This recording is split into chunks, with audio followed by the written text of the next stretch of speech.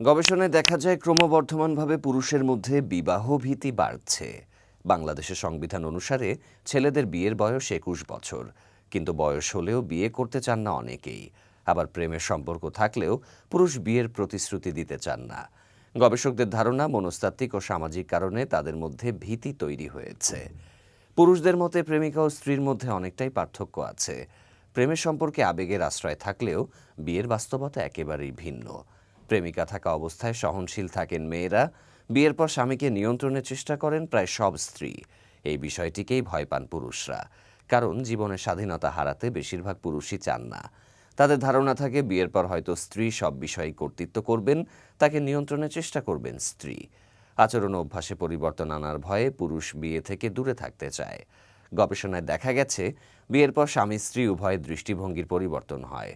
পুরুষদের ক্ষেত্রে একটি বড় পরিবর্তন হলো যখন তারা নিজেদেরকে পরিবারের কর্তা হিসেবে বিবেচনা করেন। ডিভোর্স শব্দটির সঙ্গে পরিচিত সাধারণ মানুষ, বিয়ের কিছুদিন যেতে না যেতে বিচ্ছেদের ঘটনাও ঘটছে। সমাজের এমন অবস্থা দেখে অনেকে ধারণা করেন তার ক্ষেত্রেও হয়তো এমনটাই ঘটবে। আর এসব কারণে তার মনে নেতিবাচক অনুভূতি জন্মায় বিয়ের বিষয়ে। এছাড়া বর্তমান সমাজে ছড়িয়ে পড়েছে লিভ টুগেদার, যার প্রভাব পড়েছে বিয়েতেও। মনোবিজ্ঞানীরা বলেন উন্নত দেশগুলোকে ফলো করতে করতে তাদের মতো হয়ে যাচ্ছে দেশের মানুষ। ইদানিং মারাত্মকভাবে দেখা দিচ্ছে লিভ টুগেদার।